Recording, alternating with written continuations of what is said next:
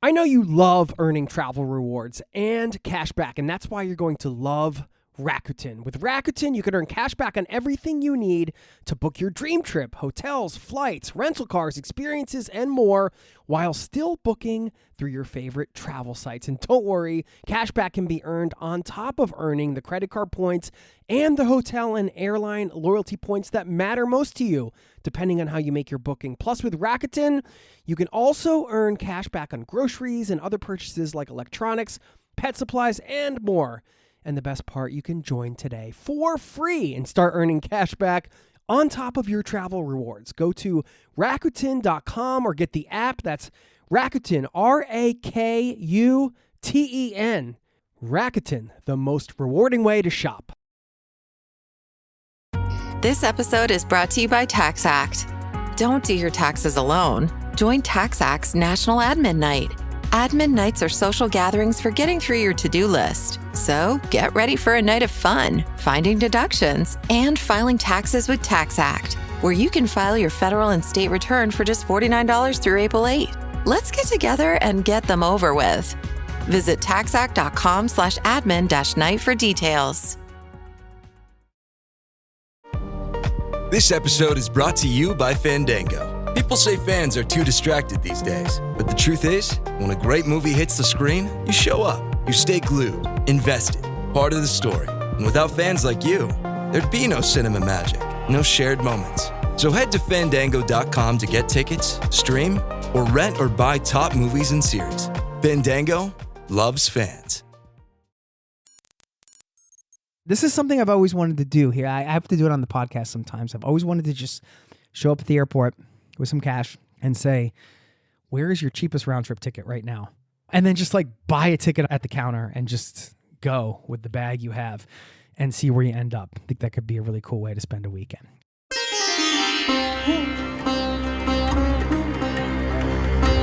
You're listening to the Zero to Travel podcast, where we explore exciting travel-based work, lifestyle, and business opportunities, helping you to achieve your wildest travel dreams. And now your host, world wanderer and travel junkie, Jason Moore. Hey, what's up? It's Jason here with ZeroToTravel.com. Welcome to the show, my friend. Thanks for hanging out, letting me bring a little travel into your ears today. This is the show to help you travel the world on your terms, to fill your life with as much travel as you desire, no matter what your situation or experience. Couldn't be more thrilled to be turning on the mic and bringing you this solo episode. Yes, time for another one of those. You never know what you're going to get. Well, actually, I do know what you're going to get. I have a bit of a plan. Let me share with you right now. First, you're going to hear one of the best definitions of home I've ever heard. Nomads, you're going to want to take note. You're also going to hear the number one thing to think about while making the transition to full-time travel or a gap year or even just maintaining a home base but prioritizing travel. This is something that should be on the top of your list. I'm going to highlight 4 travel trends I came across. The first really surprised me. We're going to wrap it up with a call to action, something you can do today that will set yourself up for a lifetime of enjoyment. I know that sounds like a big and vague promise, but I'm going to deliver, I promise. Plus, a quote I'm carrying around in my wallet because the message means that much to me right now. Let's get into it. And as a reminder, these solo episodes, they're planned out, but the recording's raw, it's unfiltered. I'm not going to stop until I'm finished. I'm not going to pause unless something major happens. So we're going to have to see what happens. Along the way, you're going to hear all the gaffes I produce. You're going to hear the shenanigans, the tomfooleries, the words I mispronounce, the blunders and follies I commit. We'll have to wait and see what happens anyway. Who knows? Okay, let's start this one off with that first point, one of the best definitions of home I've ever heard. And here's a little behind the scenes note for you. One of the things I love about doing this podcast is I get to interview authors because I love reading, I love books, and I get the privilege of getting these books sent to me oftentimes so I can use them to prepare and bring some good interviews for you, the listener. And one of my favorite authors, Eric Weiner, is coming out with a new book called Ben and Me. You're going to hear an episode in the future about this book with him. It comes out in June, and I got this advanced copy, and I'm like, this is so cool. I feel like a spoiled little brat here. I get to read one of my favorite authors before the book is even out, and it was really cool. Anyway, in the book, which is about Ben Franklin, it's his search of a founder's formula for a long and useful life. So it's a bit of history and also taking the lessons from Ben Franklin and kind of relating them to his own life. Anyway, you'll hear a conversation about that in the future, but I've got my dog-eared copy here, and Eric's a big traveler, and there were some things that caught my eye in the travel department because Ben Franklin himself was a big traveler as well.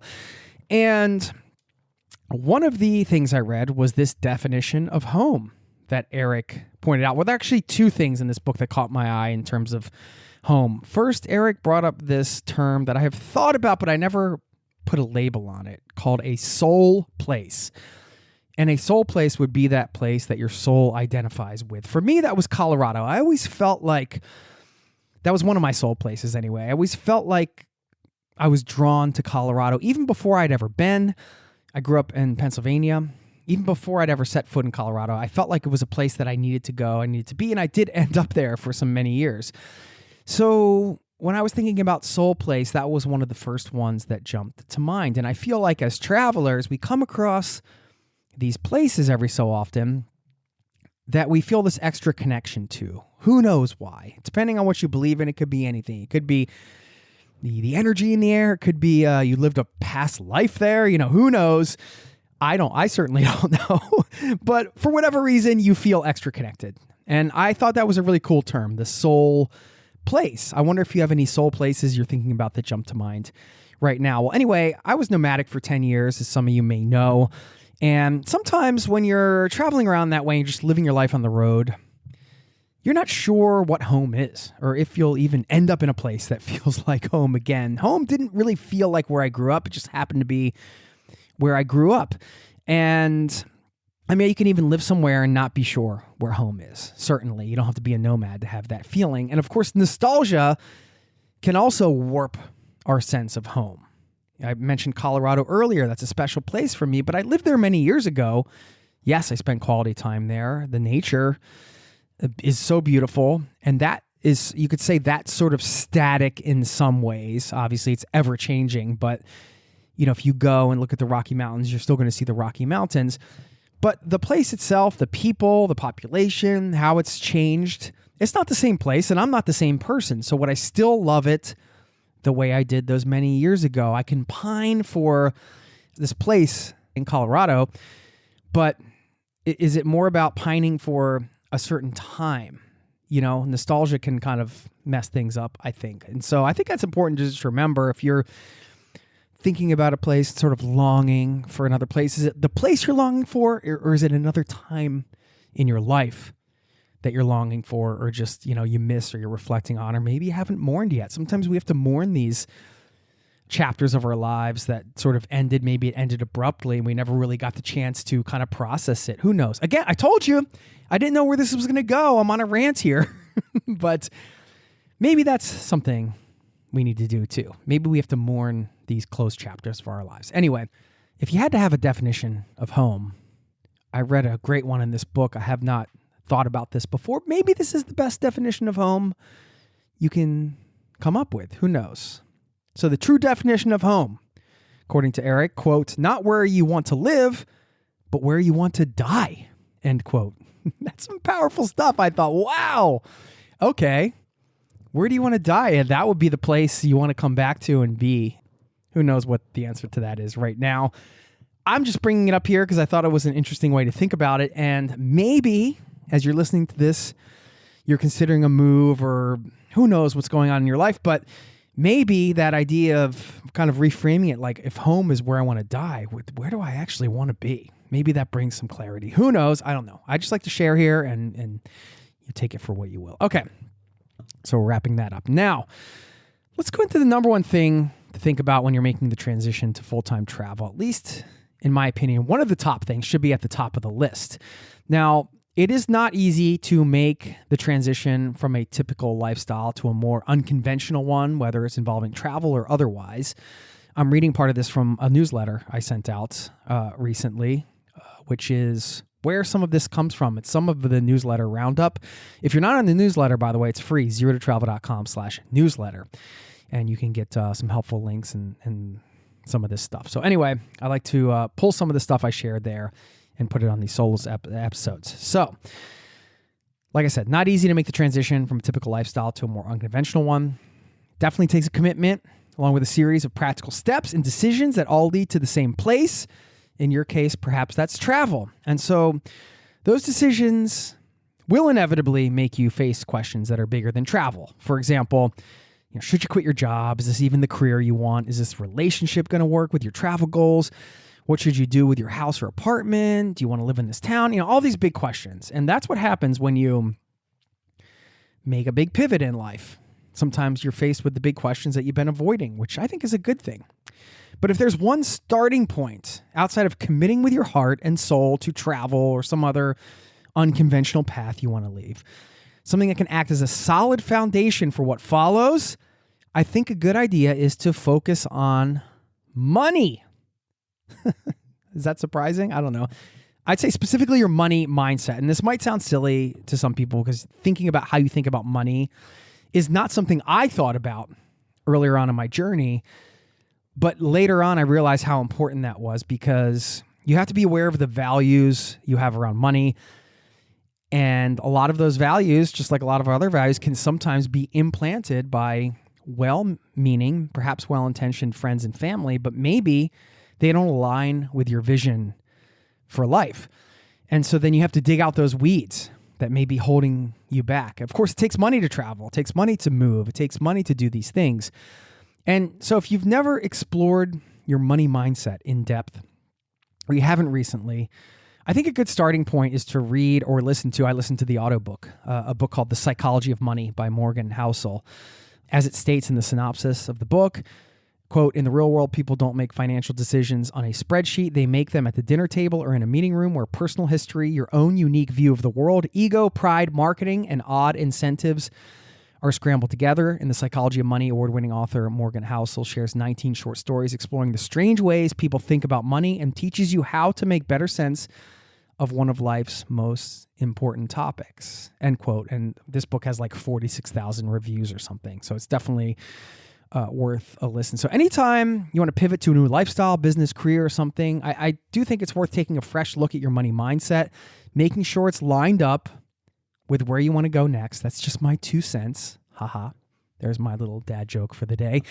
But no, I do think it is important. And, some of the messaging I got and still get sometimes is, it's not really aligned with the abundance mentality I want to have. And that can get in the way of the things I want to do and I'm trying to accomplish. So I'm going to say maybe accomplish is the wrong word, but I don't want my money mindset to interfere with my creative work, essentially, or what I want to do in my life. And I don't want to be limited in any way or feel limited. I know money doesn't grow on trees, but hearing that over and over again isn't necessarily beneficial to where I'm trying to go. So things like that, people saying that, if your parents believed that, I'll give you a specific example. One of your parents believed that, everybody that had money was a total jerk and then they weren't worth anything as a human being. We all know that people with money or without money, they can do kind things, they can do terrible things. This is just humanity.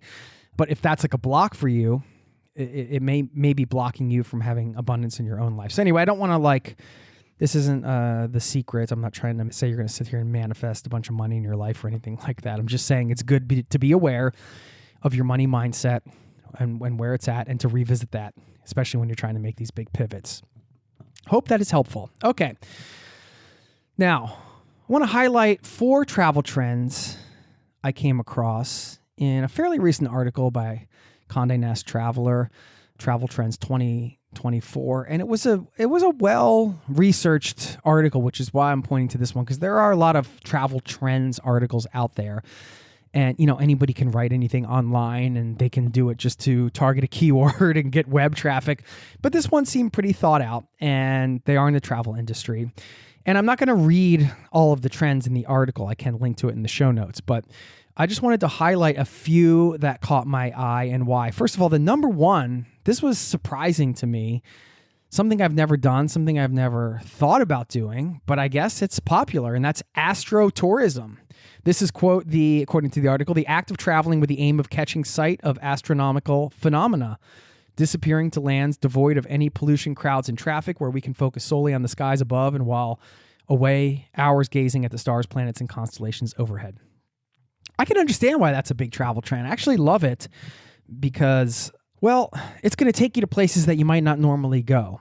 If you want to see a solar eclipse or something and there's only certain places to go to do it, let's say it's, the best place to do it is in St. Louis, and you might not have had St. Louis on your list of places to visit. I'm just making that one up, but you get the idea. I think anytime you can pursue travel in a unique way and it takes you somewhere that is just completely unexpected for something, whether it's a concert or astrotourism or anything else, I think that's a pretty cool way to travel, because you're going to get a completely unexpected experience. And this is something I've always wanted to do here. I have to do it on the podcast sometimes. I've always wanted to just show up at the airport with some cash and say, where is your cheapest round trip ticket right now? And then just like buy a ticket at the counter and just go with the bag you have and see where you end up. I think that could be a really cool way to spend a weekend. We'll get back to the interview in just a moment. I know you love earning travel rewards and cash back, and that's why you're going to love Rakuten. With Rakuten, you can earn cash back on everything you need to book your dream trip, hotels, flights, rental cars, experiences, and more, while still booking through your favorite travel sites. And don't worry, cash back can be earned on top of earning the credit card points and the hotel and airline loyalty points that matter most to you, depending on how you make your booking. Plus, with Rakuten, you can also earn cash back on groceries and other purchases like electronics, pet supplies, and more. And the best part, you can join today for free and start earning cash back on top of your travel rewards. Go to Rakuten.com or get the app. That's Rakuten, Rakuten. Rakuten, the most rewarding way to shop. Refreshing wild cherry cola meets smooth cream. The treat you deserve. Pepsi Wild Cherry and Cream. Treat yourself. Now, back to the show. Number 3 in this article was home swapping, and I'm not surprised about this one. I think this is a great thing for long-term travel, for remote workers, for people that are spending a lot of time on the road. What a great way to eliminate one of your top expenses, which is accommodations. And if I can swing a gap year with my family, this is absolutely going to be at the top of the list in terms of my travel tools, or one of the things I want to implement to save money, swapping homes, because I have a place here in Oslo, and this is a desirable place, I think, for people to come and stay for free, because Norway is expensive. So, by the way, if you're listening to this and you want to swap your home with me, and you got a home in a cool spot, drop me a line, jason@zerototravel.com. I would love to entertain that. Anytime you could kind of swap and have that mutually beneficial arrangement, and everybody can save out. It's like a win-win for everybody, right? We've had Home Exchange on the podcast before. That's one of these organizations that do this. There is some other ones that do it specifically for certain groups of people. I know there's some for traveling nurses and different things like that. So anyway, home swapping, if you have a home and that's something you haven't thought about for a while or considered, just wanted to bring that back up on your radar. Number 6 on their list was this idea of cool-cationing. And this is a quote, I'll read from the article. Quote, with the intense record-breaking temperatures of recent years, however, many are considering traveling in the opposite direction, booking cool-cations in temperate destinations, which also benefit from being less crowded, end quote. So that's the idea. This idea of going to a place that is colder in terms of climate. I'm definitely seeing this in Norway. I've seen tourism just go up and up and up, and having read the stories and being based in Europe, seeing how the heat, I mean, this as a traveler, if you've been in a place where it's just super hot, it can be so debilitating in some ways. I know that sounds dramatic, but when it's so incredibly hot, it can be exhausting, And so we just got back from a trip to Rome pretty recently. Went to Rome in February. What a great time. I always think it's a great time to go to cities in the winter. Who cares? You're inside, you're doing museums, you're doing a lot of stuff. I can still eat gelato in the cold. It's no problem.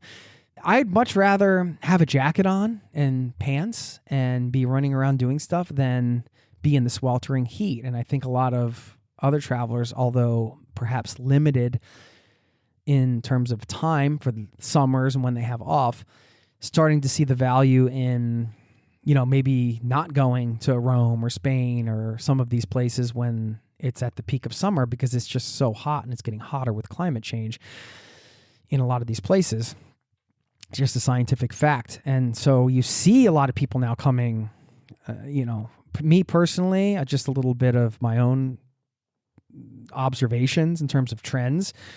I've seen this happening in Norway. I've seen tourism increasing. And I believe that's a big factor why. And there's a combination of things why I also think Scandinavia is a really great place to visit right now. Well, of course, I live here, so I'm a little biased. But, the climate, which, let me be clear, you can come in July and it can be raining the entire month and miserable. So if you're not up for that, you might want to be careful. But if you're up for some, who knows what's going to happen, summer weather, but it's generally cool. Also, the exchange rates are pretty favorable in terms of, for most people traveling to Scandinavia now. So that might make this the sweet spot to explore Scandinavia. Who knows? Okay. Along those lines, number 9, their headline was Peak Season Gets the Cold Shoulder. Quote, shoulder season travel is also becoming more attractive due to rising temperatures and more feasible due to flexible working. Layered on top of these practical considerations is an emotional motivation too. Travelers are craving authenticity more than ever, seeking a tranquil and local feel when abroad rather than beaches that resemble a Where's Waldo scene, end quote. So that was their little blurb for this Peak Season Gets the Cold Shoulder. I mean, I don't know. Is this a trend? This isn't really anything new. At least I think for most travelers in our circle, speaking of you and me, like we know that we want to visit a place when it's not peak season. And I have to visit places sometimes during peak season because that's just what my schedule dictates. And it's always annoying. I mean, I much rather prefer to do like a Rome in February or something like an off-season type of thing, because there is more opportunity to connect with locals in a place and everything like that. So not a surprising trend there, but figured I'd just point it out and highlight it. Okay. Where are we at? Let's see. Well, I was going to wrap it up with a call to action, but let me first read a listener email. This isn't something I added on the list, but I have it here in my document. I did get an email from a listener, Joanne. She wrote me from Arizona.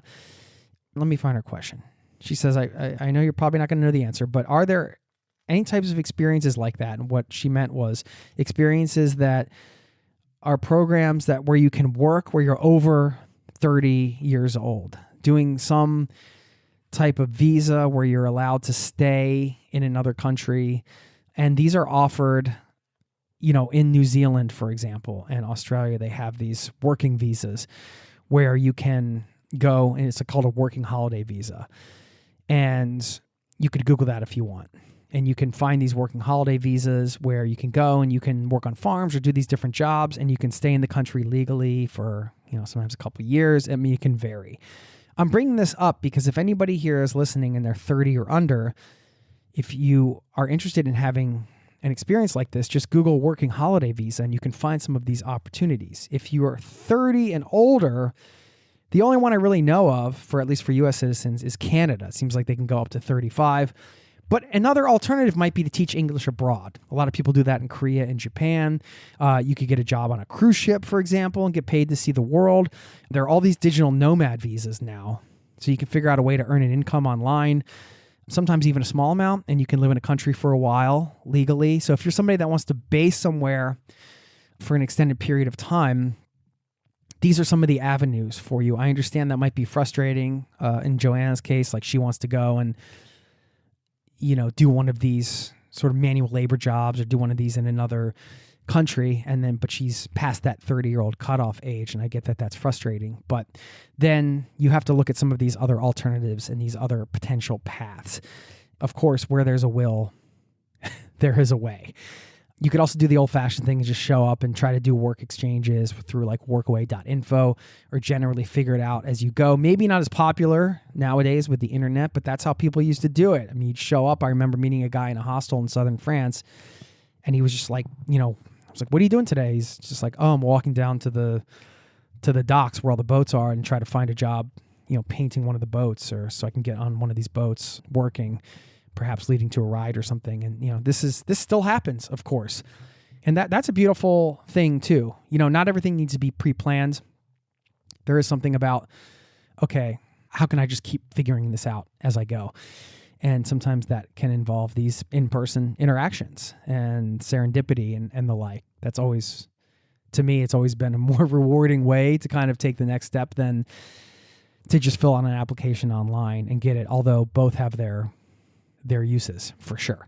So anyway, little side note there. I just wanted to bring that up for anybody listening, and that strikes a chord. There you go.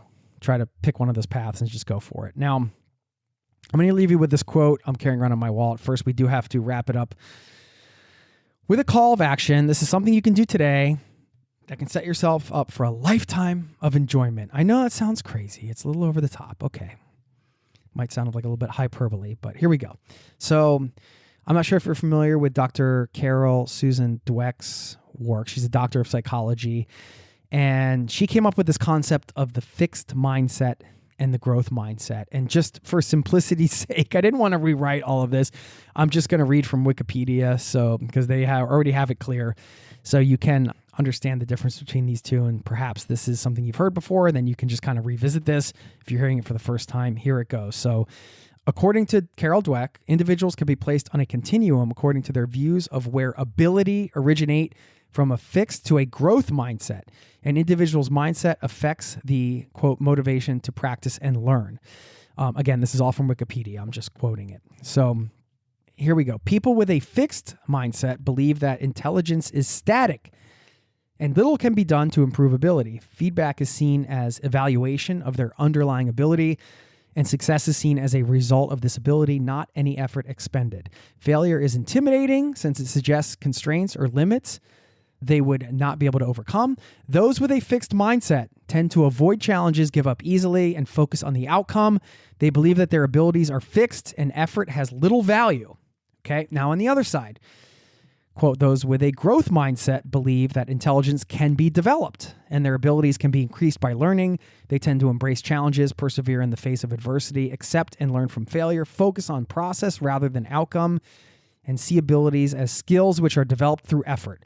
Feedback and failure are seen as opportunities to increase ability, signaling the need to pay attention, invest effort, apply time to practice and master the new learning opportunity. End quote. So again, it's all from Wikipedia. I can link to the page. The point is, well, what is the point? I think the point is, one, to just draw attention back to this concept of fixed mindset versus growth mindset. And, perhaps as individuals, we can fall into both camps depending on what's going on in our life. I mean, I've certainly been in moments where I have tried to do things and I've been discouraged and just, kind of saying to myself, I just don't have this talent. This is just not something, I'm just not going to be good at this. I have a lot of self-conscious attitudes like that internally around music and songwriting and things like that. But I don't want to have a fixed mindset around that stuff. And overall, I think I do have a growth mindset, but sometimes that fixed mindset attitude, you can kind of latch on to that, or at least I can. You have to remember, okay, let's just if we're thinking about this visually, let's think about this growth mindset as like the overarching thing that's going to squash any small fixed mindset things that pop up. So like the growth mindset is like your foot, and the fixed mindset is a little tiny weed that's growing up on the grass. And then at any time like it starts to pop up and it gets too big, you just you crush it with your foot or you pull it out with your hands. And you remember that you are of the growth mindset, and that's the way you want to approach life. And so I think all of this means that it's exciting because it's never too late. And so the call to action here, and I found this such an enjoyable exercise in putting this together for you, and something that's given me a chance to reflect, because I make this podcast for me too, so I can remind myself of some of the values that are important to me, and it's super helpful. So, it's never too late. You can pick a new skill you want to learn today, And think about it this way. Think about a skill that you would like to dive into. Again, going back to the growth mindset, focusing on the process rather than the outcome, but picking a skill that will benefit you for a long time, possibly for the rest of your life, and then committing to learning it and just enjoying the process of it, not expecting to master it. I think this is super powerful. An example that I'm doing right now, that I'm going through, is learning to use Logic, which is a music recording software. I always do my songwriting with just an acoustic guitar and like paper. I'm writing things down. And I want to be able to just like get a decent sounding demo down. And even though I'm not unsavvy when it comes to audio, I mean, I record this podcast for you. It's really basic stuff. But these programs can do so much. And what happens is every time I go in to do something, I just end up getting frustrated because like I'm doing less of the music making and more of just like what button do I click to do this thing I want to do? And it gets super annoying and I just give up. The software basically stops me from creating. And if I can just spend some time getting over that hump, I know I can overcome it. And if I learn that, I started watching YouTube videos yesterday, it's not like that much fun for me to learn a software program. But if I can get to the point where I can use it as a tool to make the sounds that I hear in my head, then that's going to become an enjoyable thing eventually. And so there's going to be some struggle, but it's an example of a skill I want to learn that was going to benefit me for a long time. It's going to support my creativity. And that's worthwhile. I used to cook breakfast at a diner when I was in high school. I was a short order cook, among other things. And because of the time doing that, I know how to make delicious eggs and omelets now. I almost eat them every day. I can just whip up an incredible omelet. If you come over, I'll whip you up an omelet. Making a killer cup of coffee, any of these things that you do every day, it's like, what if I took this to the next level? What if I figured out how to make the best cup of coffee I could? Whatever. You get the idea.